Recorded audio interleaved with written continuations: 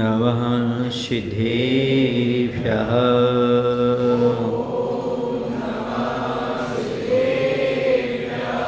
ॐ नमः सिद्धेभ्यः।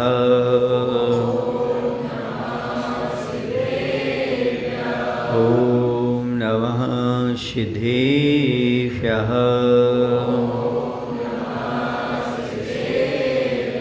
नील गगन में अधर हो सोवित निज में लीन, नील कमल आशीन हो नीलम से अति नील। सील झील में तैरते नेमि जिनेस सलील, सील डोर मुझे बांध दो डोर करो मत ढील, डोर करो मत ढील। देवादेव श्री नेमिनाथ भगवान की, आचार्य गुरुदेव श्री विद्यासागर जी महाराज जी की, आचार्य समय सागर जी महाराज जी की।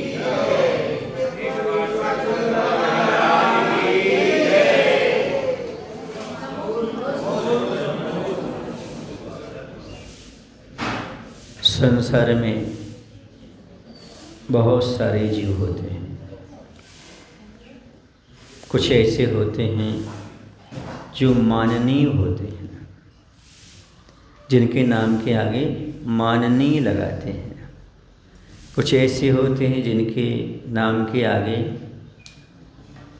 सम्माननीय लगाते हैं, और कुछ ऐसे होते हैं जिनके नाम के आगे पूजनीय लगाते हैं, और कुछ ऐसे होते हैं जिनके नाम के आगे प्रातः स्मरणीय और परम पूजनीय लगाते हैं। माननीय नेता हो सकते हैं, देश की सुरक्षा व्यवस्था करने वाले होते हैं। सम्माननीय धार्मिक प्रवृत्ति के लोग हो सकते हैं। पूजनीय आपको जन्म देने वाले, शिक्षा देने वाले हो सकते हैं। लेकिन परम पूज्य वो होते हैं जो चारित्र को धारण करने वाले, सच्चरित्र को अपने जीवन में स्थान देते हैं, और जिन्हें हम प्रातः स्मरणीय कहते हैं, जिन्हें परम पूज्य कहते हैं, ऐसे आचार्य भगवंत ने आज के दिन दीक्षा ग्रहण की।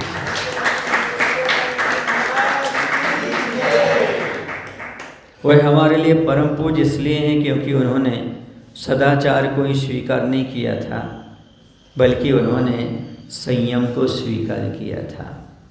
सदाचार से ऊपर चरित्र होता है, और चरित्र से ऊपर चारित्र होता है।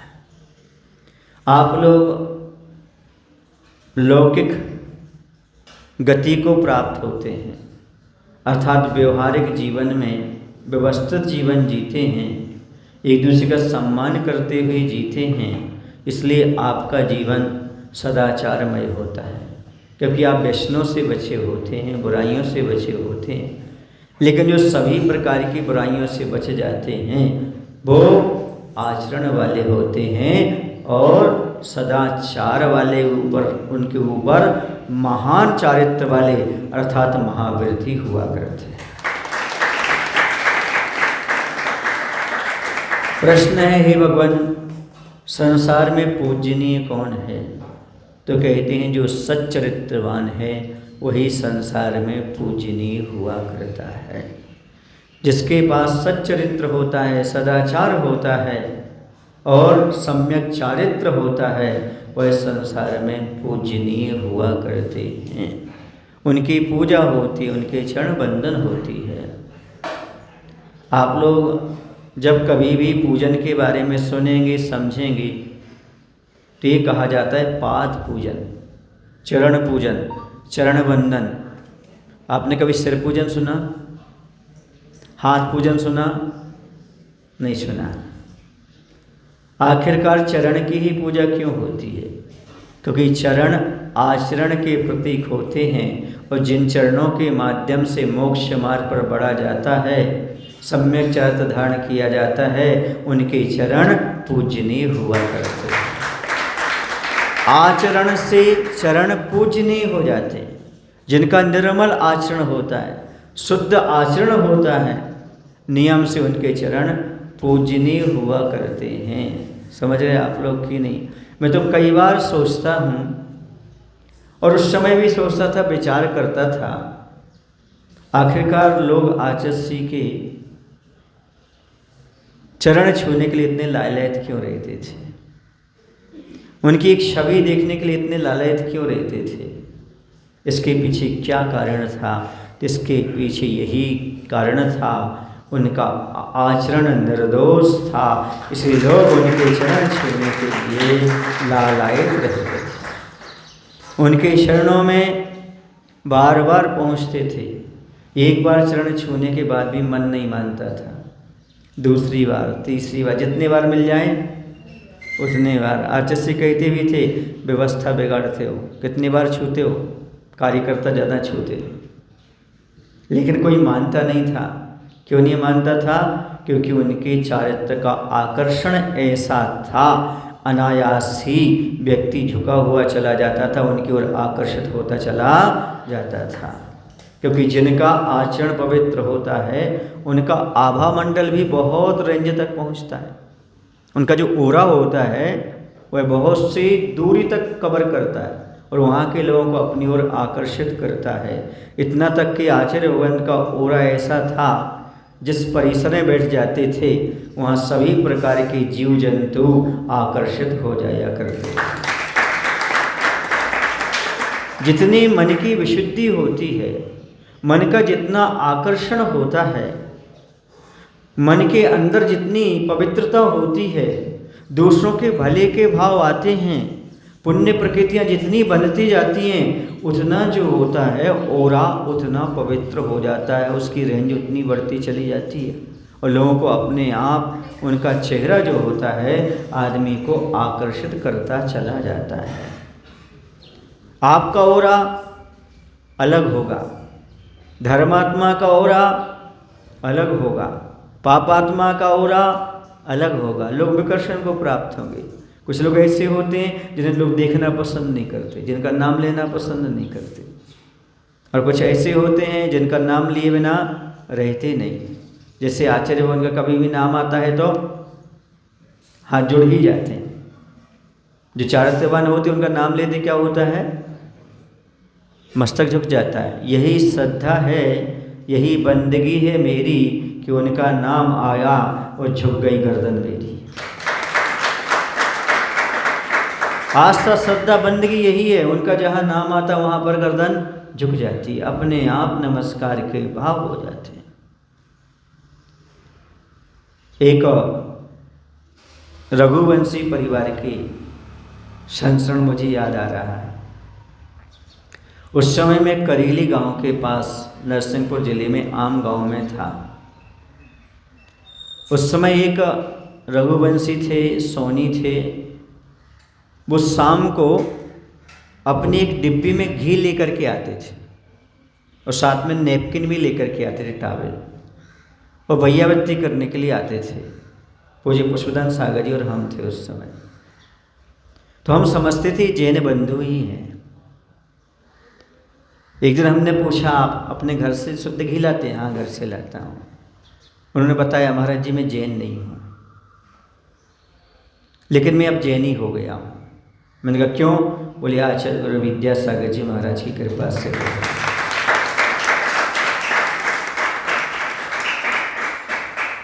उन्होंने अपनी घटना बताई। मैं मड़िया जी के पास जो मेडिकल हॉस्पिटल है जबलपुर में, उसमें भर्ती था और मुझे कैंसर हो चुका था। डॉक्टर ने मुझे ज़्यादा चलने फिरने को, सीढ़ियाँ चढ़ने उतरने को भी मना कर। मुझे तकलीफ भी होती थी जब मैं सीढ़ियाँ चढ़ता था, तो उन्होंने कहा।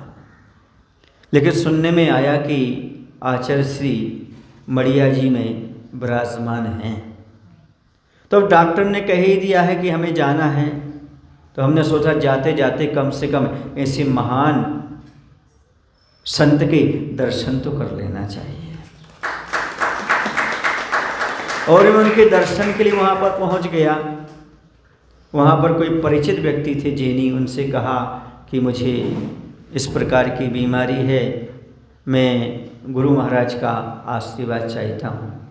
वो उनको आचार्य के पास ले गए, आचार्य ने उनको आशीर्वाद दिया, कुछ उनसे बात भी की, कुछ उनको नियम भी दिया, क्योंकि आचार्य ने कहा देखो अब डॉक्टर ने मना तो कर दिया है, अब कम से कम धर्म पाल लो, अंत समय जीवन अच्छा कर लो। तो उन्होंने नियम भी दिया, हम उनका पालन भी कर रहे हैं अभी तक, उन्होंने कहा। लेकिन डॉक्टर ने तो हमें उसी समय कह दिया था अधिक से अधिक 15 दिन रहोगे, लेकिन अभी 3 साल हो गए हैं महाराज जी, अभी तक मैं अच्छी तरह से स्वस्थ हूँ। ये सब आपके गुरु महाराज की कृपा है, हम पर आप भी ऐसे ही कृपा बनाए रखना। अर्थात आचार्य भगवंत ने उस व्यक्ति के लिए ऐसा आशीर्वाद दिया या आचार्य भगवंत के उस ओरे में आने से उसको इतना प्रभाव पड़ा कि उसका कैंसर भी कैंसिल हो गया। देखो आप, इसमें जैन से मतलब नहीं है, जो माने सो होए। जैन धर्म की जय। जो गुरु को, प्रभु को मानता है, श्रद्धा आस्था रखता है, उसका काम हो जाता है। आचार्य भगवंत काम नहीं करते, आचार्य कहते थे मैं काम नहीं करता, तुम्हारी आस्था श्रद्धा काम करती है। उस अजैन व्यक्ति की भी आस्था श्रद्धा थी, इसलिए उसका कैंसर समाप्त हो गया, रोग समाप्त हो गया। जो व्यक्ति जिस प्रकार की श्रद्धा लेकर जाता है, उसका अपने आप काम सफल हो जाया करता था। यह है सच्चरित्र की महिमा, और ऐसे संत हमेशा के लिए पूजनीय हो जाते हैं, श्रद्धा के विषय बन जाते हैं, क्योंकि इन्हें मालूम पड़ जाता है इनका चारित्र शुद्ध है, ये पुण्यमय हैं, तभी तो इनके संपर्क में आने से हमारा कार्य हो गया, हमारी असाता भी साता में कन्वर्ट हो गई। एक देवशास्त्र गुरु की भक्ति है, आस्था श्रद्धा है, जो हमारे आसाता कर्म को साता में परिवर्तित करने की क्षमता रखती है। एक साक्षात लोगों ने देखा इस प्रकार का चमत्कार, जिसके माध्यम से उन लोगों को बहुत अच्छा प्रतीत हुआ, अच्छा लगा। मैं तो ये कहता हूँ कहीं कहीं तो जैनी की आस्था कम पड़ जाती थी आचार्य के प्रति। बुंदेलखंड में जो जैनेतर लोग आचार्य पर आस्था रखते थे, क्यों? क्योंकि चारित्रवान हमेशा पूजनीय होता है। कहते हैं जिसके पास सदाचार होता है, आचरण होता है, सर्वत्र पूजा जाता है, कहीं भी चला जाए उसका सम्मान होता है। यही नहीं, स्वर्गों में भी जाए तो भी सम्मान है, सभा में जाए तो भी सम्मान है, गांव में जाए तो भी सम्मान है, विद्वानों के बीच में जाए तो सम्मान है, क्योंकि विद्वान से ज़्यादा चारित्रवान पूजनीय हुआ करता है। इसलिए सदाचार अपने आप में बहुत बड़ी चीज़ है। लेकिन एक बात आपको बता दूं, सदाचार कहीं खरीदने से नहीं मिलता, किसी देने से नहीं मिलता, बल्कि सदाचार तो अपने आप में एक बहुत बड़ी उपलब्धि है, जो हमें पुरुषार्थ पूर्वक प्राप्त करना पड़ती है। आप चाहो कहीं सदाचार मिल जाए तो, आज तक किसी बाजार में आपने सदाचार खरीदा, बिकते देखा नहीं। ये तो स्वयं से प्रकट करना पड़ता है। गुरुओं के सानिध्य में आकर के सत्साहित्य पढ़ करके, महान पुरुषों की जीवनी को समझ करके अपने जीवन को उस रूप ढाला जाता है। महापुरुषों के जीवन चरित्र हमें नसीहत करते हैं, महापुरुषों के जीवन चरित्र हमें नसीहत करते हैं कि हम भी अपना जीवन साफ सुथरा बना सकते हैं।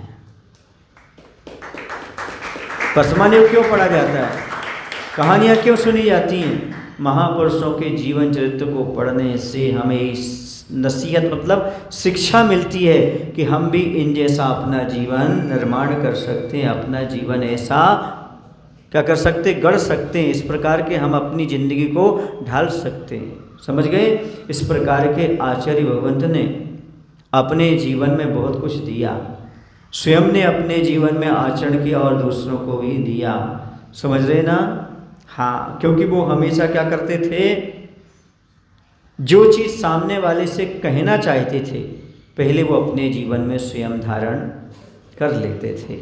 और आचार्य से हम लोग उसे कहते भी थे कि जो आप सावक को देना चाहते हो पहले याद रखना वो तुमने प्राप्त कर लिया है कि नहीं कर लिया है, क्योंकि एक नीति वाक्य है, अच्छे सुनना। वही उपदेश प्रभावी होता है, वही उपदेश प्रभावी होता है जो वाणी से नहीं तुम्हारे आचरण से अभिव्यक्त होता है। आपके आचरण से, आपकी क्रियाओं से जो उपदेश मिलता है वो उपदेश प्रभाव डालने वाला हुआ करता है। और हमारे आचार्य भगवंत ने उपदेश कम दिया है वाणी से, लेकिन आचरण से सबको उपदेश अपने आप प्राप्त हो गया। साधु कैसे होना चाहिए ये मुख से नहीं कहा जाता, बल्कि जीवन जी करके बताया जाता है। एक बार किसी ने आकर के आचार्य से कहा, आचार्य जी कुछ लोग जैन समाज में ऐसे हो गए हैं जो साधुओं को नहीं मानते। एक उन्होंने अपना एक अलग दल खड़ा कर लिया है और कहते पंचम काल में साधु ही नहीं होते। आप कभी विरोध क्यों नहीं करते? इन लोगों के बारे में आपको कुछ कहना चाहिए, क्योंकि इनकी संख्या बढ़ती चली जा रही है। तो आचार्य ने कहा, वो लोग क्या कहते हैं? बोले पंचम काल में साधु नहीं होते। तो आचार्य ने एग्जाम्पल देते हुए समझाया, कोई व्यक्ति यदि कहता है कि भाई तुम यहाँ दुकान नहीं खोल सकते, और किसी ने दुकान खोल ली वहाँ पर पंपलेट छपाए बिना, विरोध किए बिना, तो सबसे बड़ा विरोध तो यही हो गया कि वो कह रहे हैं यहाँ दुकान नहीं खोल सकते, हमने खोल ली। अब वो कहते कि तो पंचम काल में साधु नहीं बन सकते और हमने बना के दिखा दिया, इससे बड़ा और क्या विरोध होगा? क्या माइक पर जोर जोर से बोलने से विरोध होता है? क्या पंपलेट छपाने से विरोध होता है? नहीं। आचार्य भगवंत ने हमेशा हर चीज का जवाब अपनी चर्या के माध्यम से दिया। हर चीज उन्होंने ये कही, आप सत्य मार्ग पर बढ़ते जाओ। गलत क्या है, लोगों के पास आंखें हैं वो देख लेंगे। गलत क्या है इसका विरोध मत करो, सही क्या है उसको अपनाते जाओ। लोगों को निश्चित समझ में आ जाएगा कि ये महान आत्माएं जिस मार्ग पर चल रही हैं वही मार्ग सच्चा है, वही मार्ग पक्का है, वही जिनेंद्र भगवान के द्वारा कहा गया है। क्योंकि जो महान आत्माएं सारा स्वाध्याय करने वाले, सभी को मार्गदर्शन देने वाले और इतनी अच्छी चर्या का पालन करने वाले कभी कोई गलत मार्ग नहीं अपना सकते, ये विश्वास लोगों को अपने आप हो जाता है। इसलिए किसी का विरोध करना आचार्य के जीवन में ही नहीं था, बल्कि आचार्य का बहुत विरोध हुआ, होता भी था हर चीज़ का, लेकिन जिस चीज़ का विरोध होता था उसी में सफलता प्राप्त होती थी आचार्य से। क्योंकि विरोध प्रचार की कुंजी होती है। और मैं तो कहता हूँ जिस खेल में रिस्क ना हो, हार जीत का खेल ना हो, खेल किस काम का? ऐसे यदि जीवन में यदि आपके हार जीत नहीं है, विरोध नहीं है, तो जीवन से आप बाहर हो, खेल से बाहर हो। मैं तो ये मान के चलता हूँ खेल वही खेल रहे हैं जो विरोध के बाद भी खेल रहे हैं, खेल वही खेल रहे हैं जो आलोचना के बाद भी अड़े हैं, चल रहे हैं। मैंने एक दिन कहा था, निंदा उसकी होती जो जिंदा होते हैं। यदि आपकी निंदा हो रही है समझो तुम पक्का जिंदा हो। ताली तो बजा लो अपनी। आपकी निंदा हो रही तो पक्का आप सत्संग भाई याद रखना। यदि अपनी निंदा होती तो क्या समझ लेना, हम कौन हैं? जिंदा हैं। मुर्दों के लिए तो लोग कोई क्या लेना देना मुर्दे से, मुर्दे के लोग प्रशंसा ही करते हैं, है ना। मरने के बाद लोग कहाँ कहाँ से खोज लेते हैं भैया अच्छाइयाँ, वो आदमी ऐसा था, वो आदमी ऐसा था, वो आदमी ऐसा था। हाँ, भले जिंदगी भर मम्मी पापा से लड़ाई रही हो बच्चों की, मरने के बाद तो अच्छे थे, क्या बोलते हैं, ठीक ठाक थे। तो यही कह रहा हूँ, जिंदा में आदमी बुराइयाँ खोजता है, मरने के बाद स्वर्गवासी तो लिखता ही है ना। क्या लिखता है? ये मैनर्स है। ये पता है कि सामने वाला शराब पी के मरा है, फिर भी क्या लिखते हैं? स्वर्गवासी। इससे तो आदमी को चिंता नहीं है, क्योंकि परलोक किसने देखा? जिसने देखा वो स्वर्गवासी लिख रहा है। यदि एक आध को नरकवासी लिख दिया होता तो आधे सुधर गए होते अभी तक।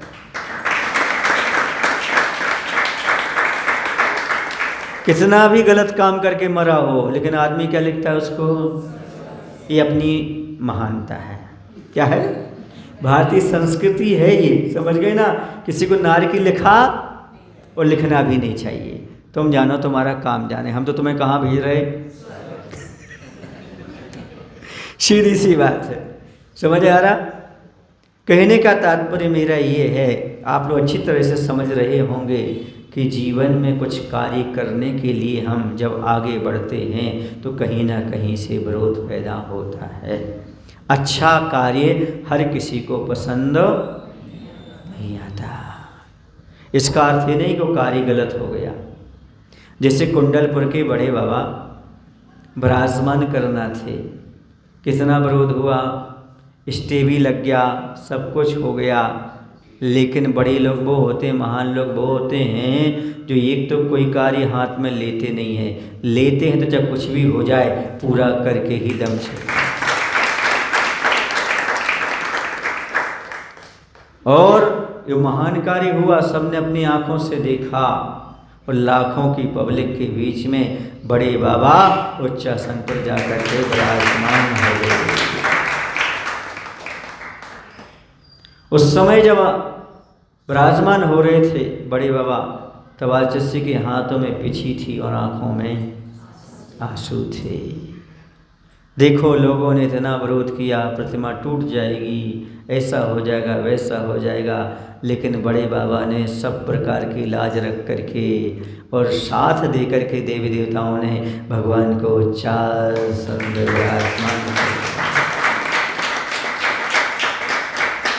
पूछा आचार्य से, आचार्य उस समय आपकी आंखों से आंसू क्यों आ रहे थे? तो आचार्य ने कहा मेरा भगवान को उच्चासन देने का अरमान था, वह पूरा होने के लिए जा रहा था। दूसरी बात, अंदर ऐसा था यदि थोड़ा बहुत कुछ हो गया तो समाज क्या सोचेगी?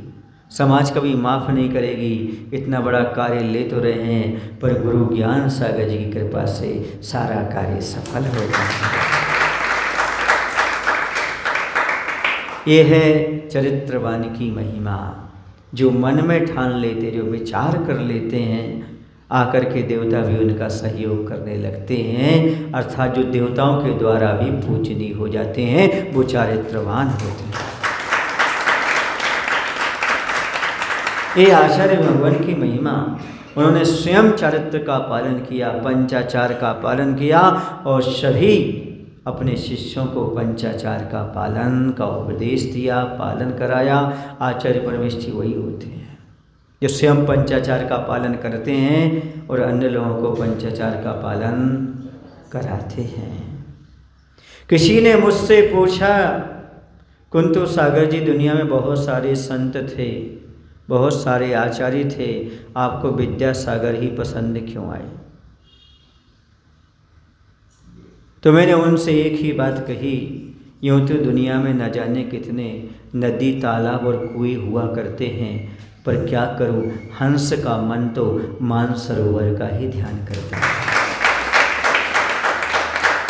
हंस हंस होता है, वह अन्य जगह कभी चोंच नहीं मार सकता।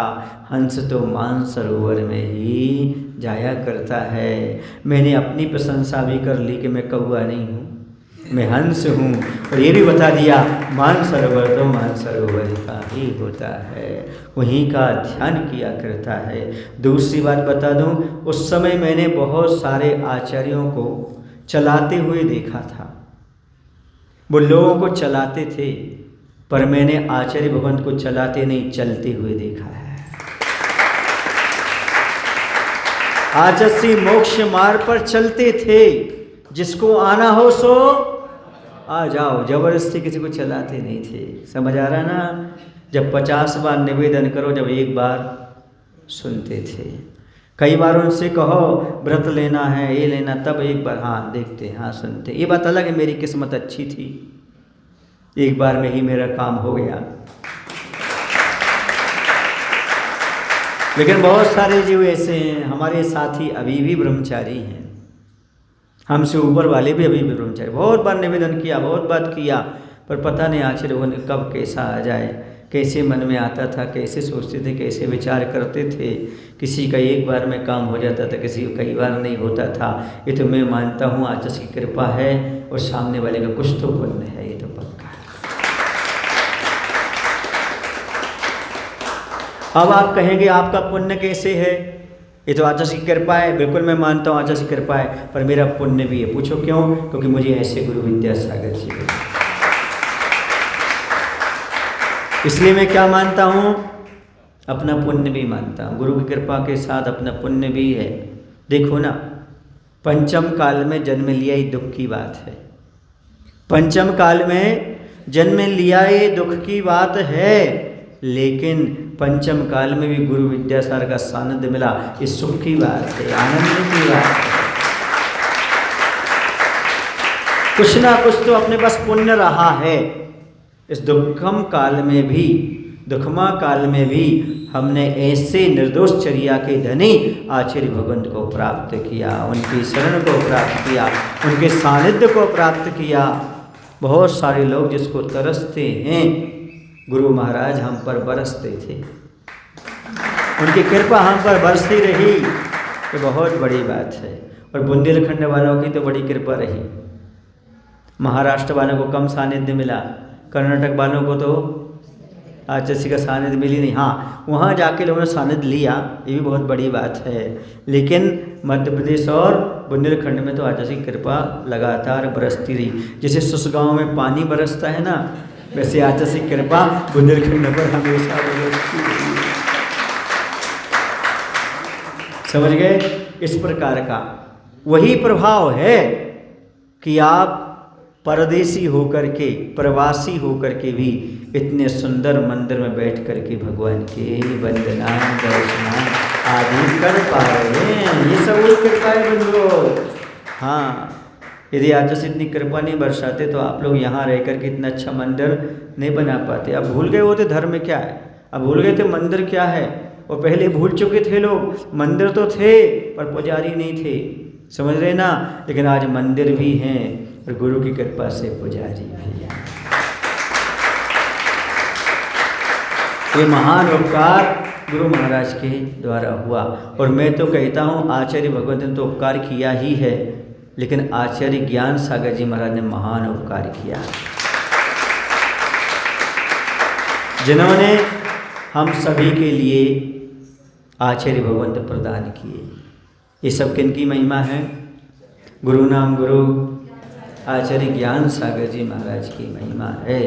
आज के दिन जिन्होंने ऐसी महान विभूति को प्रदान किया था, आचार्य ज्ञान सागर जी ने आज ऐसे सूर्य को उत्पन्न किया था जिनके प्रकाश में सारा विश्व प्रकाशित हो रहा है।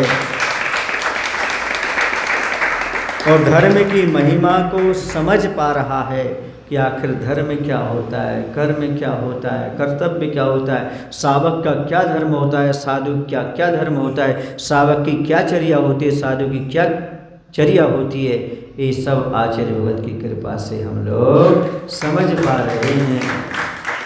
बहुत कठिन था पंचम काल में, और जहाँ पर आचार्य रहे वहाँ तो पंडितों का गढ़ था। किनका गढ़ था?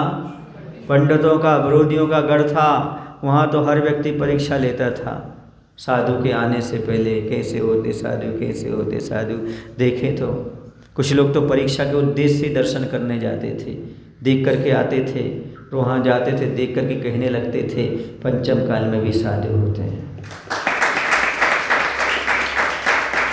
ऐसे पंडित हुए जिन्होंने नमो आर्याणम, नमो वज्र, नमो लोहे सब साउरम बोलने में संकुचित करते थे। नमो अरिहंताणम, नमो सिद्धाणम बोलते थे वो। बोले पंचम काल में नमो आर्याणम है ही नहीं, नमो वज्राणम है ही नहीं, नमो लोहे सब सावड़ा नहीं, जैसे पंडित कैलाश चंद जी शास्त्री वगैरह। हाँ, ऐसा सुनने में मिलता है बड़े बड़े महाराजों से, वो नमो अरिहंताणम, नमो सिद्धाणम बोलते थे। बोले आज आचार्य है नहीं, उपाध्याय है नहीं, साधु है नहीं, लेकिन जैसे उन्होंने आचार्य के दर्शन किए ये 3 पद और अच्छे से बोलने लगे। क्यों? उन्होंने जान लिया हाँ पंचम काल में भी आचार्य हो सकते, उपाध्याय हो सकते और साधु हो सकते हैं। ये सारे के सारे जो महिमा मैं आपके सामने रख रहा हूँ, ये सब देखी परखी जानी अनुभूत है जो आपके सामने रख। कोई ग्रंथ नहीं सुना रहा हूँ, कोई पुराण कथाएं नहीं बता रहा हूँ, बल्कि इसी काल की जो अभी वर्तमान की हैं, जो 60 वर्ष के भीतर की बातें वो आपके सामने रख रहा हूँ। वैसे मेरी उम्र 60 वर्ष की नहीं है, लेकिन फिर भी और लोगों से जो सुना है वो भी मैं अपने सामने रख रहा हूँ। समझ आ रहा ना अभी? हाँ, क्योंकि बड़े लोग भी अपने सामने ही रहे, अभी भी हैं वो, उनके माध्यम से अपन को बहुत सारी चीज़ें सुनने को समझने को प्राप्त हुई हैं, मिली हुई हैं, तो आपके सामने मैं रख रहा हूँ। याद रखना, जो मैं अभी संस्मरण सुना रहा हूँ यही आगे के युग में जल के प्रथमान युग बन जाएगा। लोगों को आश्चर्य होगा, आगे आने वाली पीढ़ी को 10-25 साल बाद आश्चर्य होगा। अमरकंटक में भी किसी ने चतुर्मास किया था, नेमावर में भी रहे थे, और ऐसे भी आचार्य भगवंत रहते थे, ऐसी भी चर्या का पालन करते थे। उनको सोचने में ही आश्चर्य होगा। जैसे आज जैनेतर बंधु यदि श्रद्धा रखते हैं तो ये कहते हैं, महाराज आप लोग एक ही बार आहार करते हो, एक ही बार पानी लेते हो। जब मैं सदलगा में था तो वहाँ पर पत्रकार वार्ता हुई, पत्रकार लोग आपस में बैठे, तो एक दो पत्रकारों ने तो एक ही बात कही, महाराज जी आज आप आहार को नहीं जाएंगे क्या, भोजन नहीं करेंगे क्या? हमने कहा आज का उपवास है। आपने कब लिया था? कल 10 बजे। अब कब लेंगे? कल 10 बजे। 48 घंटे तक पानी भी नहीं पिएंगे आप? हमने कहा नहीं भाई, ओह ये तो हम लोगों को चुनौती हो गई। बोले क्या हो गई? चुनौती। हम लोग तो 24 घंटे में 24 बार पानी पी लेते हैं, आपका शरीर कैसे चलता? लेकिन आपके चेहरे पर चमक जो कहते हो, आप प्रवचन वैसे ही कर रहे हैं। पर हम उनको बताया हम तो कुछ भी नहीं हैं, हम तो राई के दाने के बराबर हैं। यदि आपको सही चर्या देखना है तो गुरु विद्यासागर जी को देखो। उनका तो पानी भी लिमिट का था, वो तो अंजलि गिनकर के ही पानी लेते थे। नमक मीठा कुछ भी नहीं, जैसा जो कुछ थोड़ा बहुत लिया और 48 मिनट के भीतर ही जितना गया तो ठीक है, काम हो गया। फिर भी 80 वर्ष तक उनकी चर्या निर्दोष चलती रही। तो जैसा मैं कह रहा था कि आश्चर्य कर रहे हैं आज लोग, जो जिन धर्म से परिचित नहीं है मुनि के चर्या से, आगे चल कर के जैनी भी आश्चर्य करेंगे। किस प्रकार के, जैसे आप शांति सागर जी महाराज के बारे में सुनते हो ना, है ना, वो महीनों महीनों उपवास करते थे, तो आश्चर्य होता है अभी आपको। वैसे आप आचार्य भगवान के बारे में आगे चल कर के लोग आश्चर्य करेंगे, ऐसी चर्या का होता है। ध्यान रखो, हम आचार्य भगवान के बारे में पूजन करते हैं, उनके बारे में सुनते हैं, समझते हैं, पर इतना ध्यान अवश्य रखना, आचार्य का सबसे बड़ा गुण था किसी की निंदा नहीं करते थे और किसी का विरोध नहीं करते थे। यदि आप सही मायने में आचार्य को मानते हो तो ये 2 गुण अपने अंदर लाने का प्रयास करो। मैं किसी की निंदा नहीं करूँगा और किसी का विरोध नहीं करूँगा। जिसको धर्म करना है अपने हिसाब से करता रहे, जिससे जैसे ज़िंदगी जीना जीता रहे। मेरा काम निंदा करना नहीं है। मैं भगवान के मंदिर में जिन दर्शन करने के लिए आता हूँ, दोष दर्शन करने के लिए नहीं आता हूँ।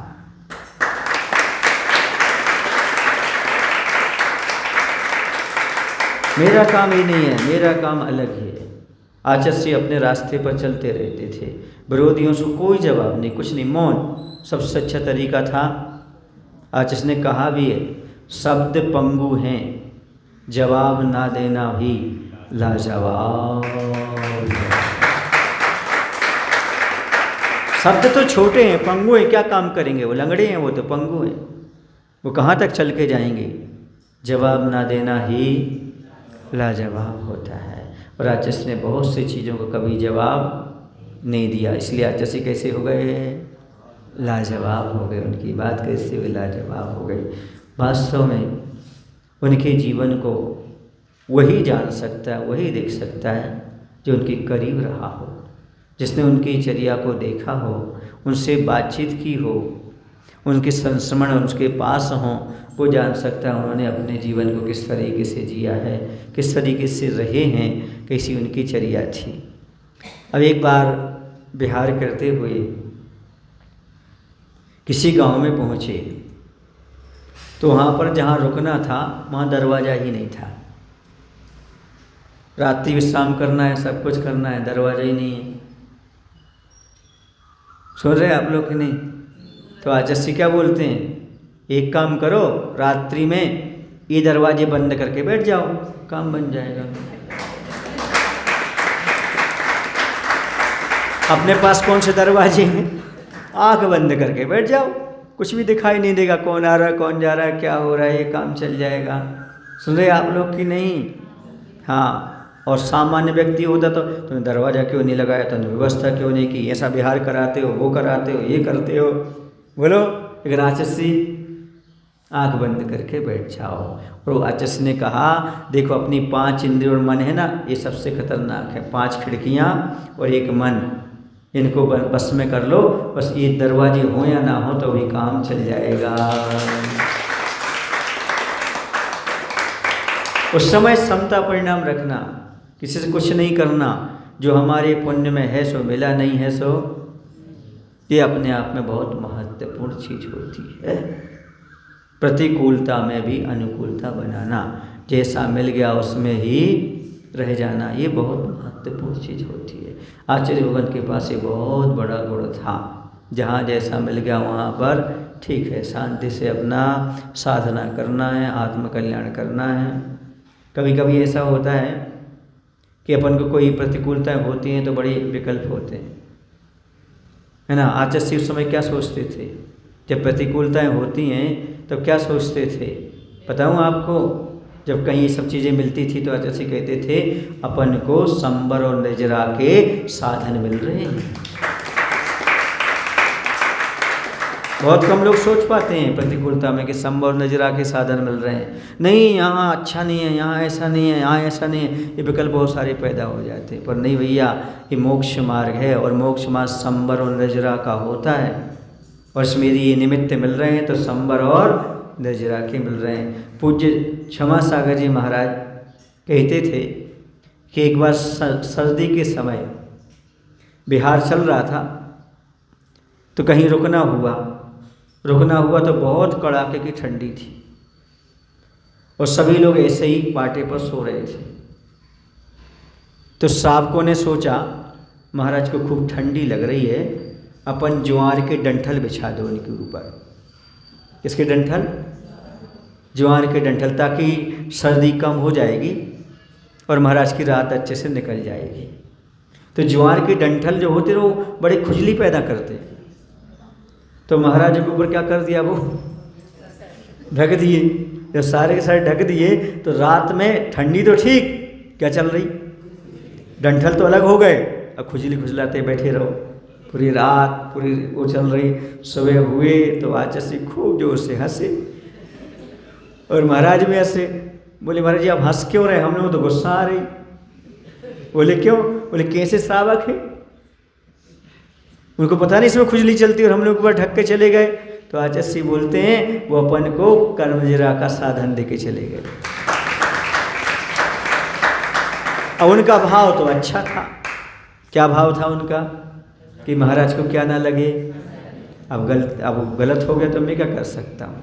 आपको ज़्यादा कर्म निर्जरा करवानी थी, आपका ऐसा कर्म का उदय था कि जल्दी जल्दी आपके कर्म निर्जरा का साधन मिला। देखो दोनों विकल्प किए जा सकते हैं। इन्होंने गलती की सो कर्म का बंद किया जा सकता है आकुल व्याकुल परिणाम करके, और दूसरा ये हमें कर्म निर्जरा का साधन मिला, ऐसा विचार कर कर्म की निर्जरा भी की जा सकती है। बस आचार्य भगवंत यही जीवन जीना सिखाते थे कि निमित्त दोनों मिलते हैं। तुम चाहो तो कर्म मान सकते हो और चाहो तो कर्म की निर्जरा कर सकते हो।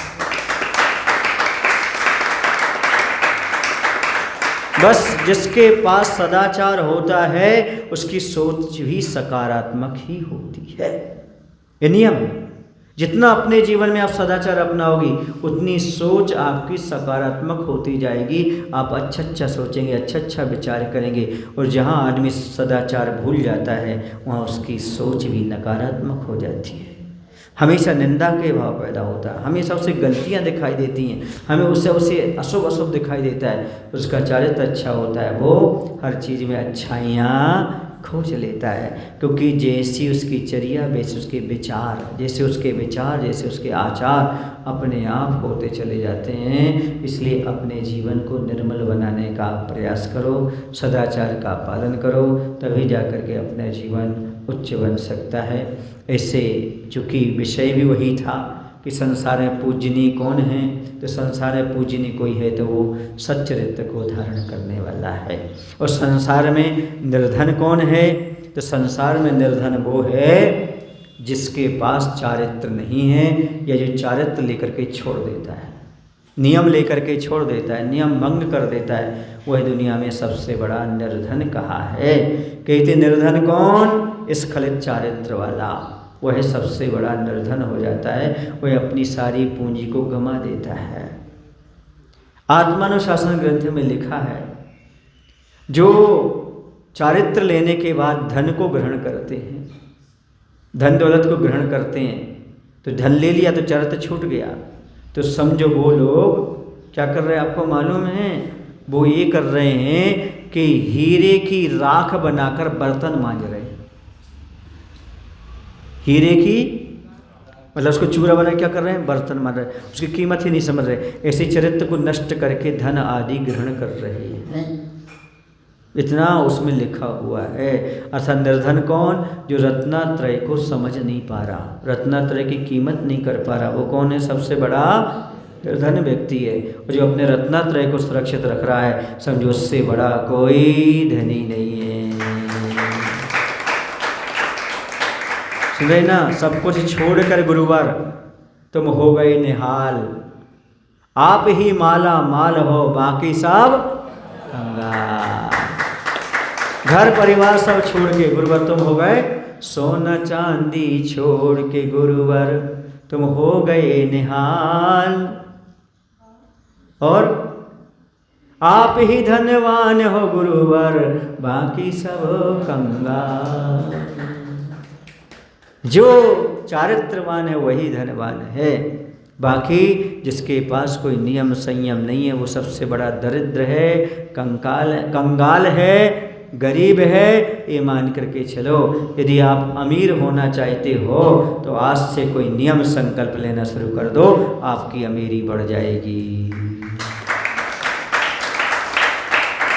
धन की भी बढ़ेगी, मन की भी बढ़ेगी, और स्वर्गों में भी आपको सम्मान प्राप्त हो जाएगा। याद रखना बंधुओं, पेड़ पर चढ़ने से उतना अधिक फल नहीं मिलता जितना गिर जाओ तो तकलीफ होती है। वैसे चरित्र नहीं पालने वाले की उतनी बदनामी नहीं होती, लेकिन जो चरित्र पालते हुए गिर जाता है उसकी बहुत ज़्यादा बदनामी हो जाती है। सुन रहे ना, इसलिए मैं कहना चाहता हूँ, यदि आप अपने जीवन में कुछ व्रत नियम लिए हो तो उसको तोड़ना मत, अच्छे से पालन करना, क्योंकि बंधुओं धन दौलत तो फिर से कमा सकते हो, लेकिन नियम संयम द्वारा मिल जाए कोई ज़रूरी नहीं होता है। इसलिए नियम का अच्छी तरह से पालन करो, संकल्पों का अच्छी तरह से जीवन में पालन करो। आचार्य भगवत एक बात और कहते थे, सावरोपम आयु तक असंयम में ही रहना है। क्या? सागरोपम आयु तक असंयम में ही रहना है। ये 50 साल मिले हैं, इसमें संयम पालन कर लो, क्योंकि मनुष्य पर्याय में मुनि बन करके संयम का पालन करेंगे आप, ठीक है ना। फिर मर के कहाँ जाएंगे? समाधि बन करके स्वर्ग, वहाँ तो सागरोपम जीवन असंयम ही है। क्या है? इसलिए जो आपको 50 साल मिले हैं, इसको क्या कर लो, अच्छे से संयम का पालन कर लो, फिर तो आपको भोग मिलना ही है, असंयम मिलना ही है, ये सारी चीज़ें आपको प्राप्त होना ही है। इस कामना से कुछ मत करो, इतने वर्ष आपको मिले दुर्लभ, इसको अच्छी तरह से पालन कर लो।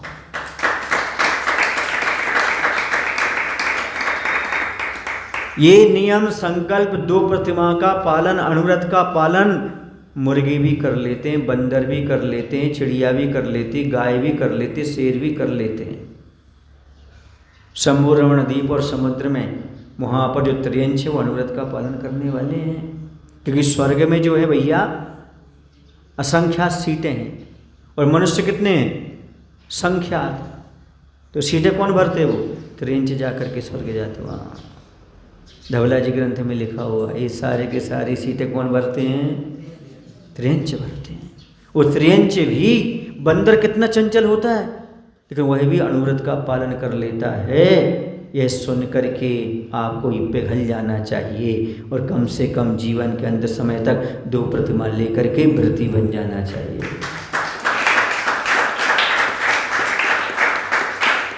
समझ रहे ना? ये कार्य करोगे तो निश्चित आपका जीवन धन्य हो जाएगा। अनुनय सागर जी पहले लोगों को प्रेरणा देते थे, बताते हैं, है ना? क्षुल्लक जी की प्रतिमा लो, प्रतिमा लो, प्रतिमा लो।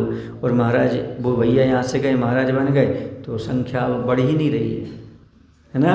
बढ़ाना चाहिए और अच्छी तरह से व्रतों का पालन करना चाहिए। ये जीवन मिला है। यदि आप 50 पार कर गए हो तो आपको राग देश से ऊपर उठ करके, पापों से थोड़ा ऊपर उठ करके आत्मकल्याण करना चाहिए। आचार्य भगवान का दीक्षा दिवस मनाना तभी सार्थक होगा जब आप भी उन जैसे कुछ ना कुछ अनुरूप में सही व्रत लेकर के अपने जीवन का निर्माण करेंगे, उपसंहार करेंगे, तभी दीक्षा दिवस मनाना सार्थक है। बोलिए आचार्य गुरु भगवान श्री विद्यासागर जी महाराज की। देखो आप लोगों का तो सौभाग्य, कल भी दीक्षा दिवस मना लिया और आज भी मना लिया। समझ रहे आप लोग कि नहीं? हाँ, अब तुम लोग यहाँ आकर के 2 बार मना रहे, क्योंकि कल क्या था? सभी रविवार था, तो कल का भी लाभ ले लिया और आज का भी लाभ। मैं तो कहता हूँ रोज आचार्य के नाम से कुछ ना कुछ करो, दिवस मनाओ, अच्छा आनंद लो, पुण्य पाओ। जब जहाँ मिल जाए वहाँ धार्मिक कार्य मिल जाए, वहाँ गुरु का नाम जहाँ पर आ जाए, जहाँ जैसा पुण्य करने को मिल जाए, धर्म करने को चूकना नहीं चाहिए। समझ गए? और मुझे भी 2 दिन अवसर मिल गया, कल भी मैंने आचार्य का गुणगान कर लिया और आज भी आचार्य का गुणगान कर लिया। ये प्रवचन नहीं है, ये प्रवचन नहीं, रियलिटी है। जो मैंने उनके जीवन में देखा वो गुणगान के रूप में आपके सामने रख दिया है, क्योंकि आप लोग इतने नज़दीक आचार्य भगवान के नहीं पहुंच पाए, आपने उनके इतने ज़्यादा विचार भावों को नहीं समझा है। मैंने समझा है तो रख रहा हूँ। यदि मैं वास्तव में 4 महीने तक लगातार भी बोलूँ तो मेरी संस्मरण कम होने वाले नहीं है। इतना आचार्य के पास रह करके सीखा जाना उनसे प्राप्त हुआ है। बोले आचार्य गुरु श्री विद्यासागर जी।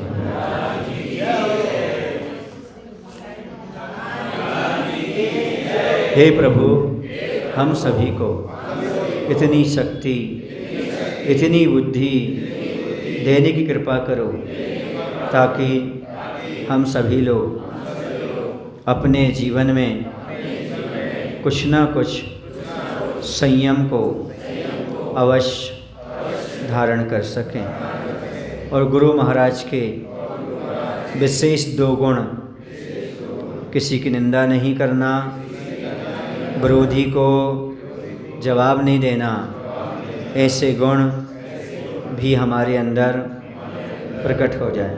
नमोस्तु भगवान।